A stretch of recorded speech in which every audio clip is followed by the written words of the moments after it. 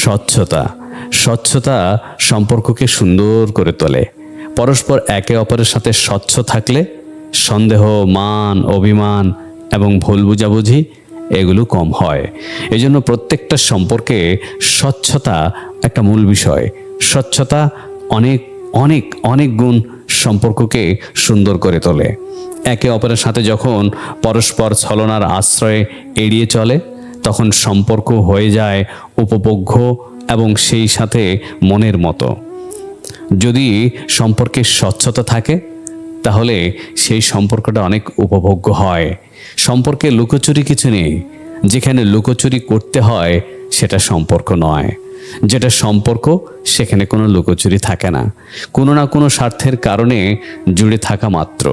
এখানে লুকোচুরি করা মানেই সেটা সম্পর্ক নয়, সেটা কোনো না কোনো স্বার্থের কারণে জুড়ে থাকা মাত্র। আর যখনই সম্পর্ককে পরস্পর সিরিয়াস থাকে, তখনই তারা একে অপরের কাছে স্বচ্ছ থাকতে চায়। তারা পরস্পরের মনের সাথে মিশে যেতে চায়। যে সম্পর্কে স্বচ্ছতা নেই সেই সম্পর্কে জবাবদিহিতা সবচেয়ে বেশি থাকে এবং একটা সময় পর সেই সম্পর্ক পরস্পরের তিক্ততার কারণ হয়ে দাঁড়ায়। লুকোচুরি, ভণ্ডামি, ছলনা, জালিয়াতি এসবের আশ্রয় তারাই নেয় যারা ভালোবাসতে জানে না, ভালো না বেসেও কাউকে ভালোবাসে বলে গলা ফাটায়।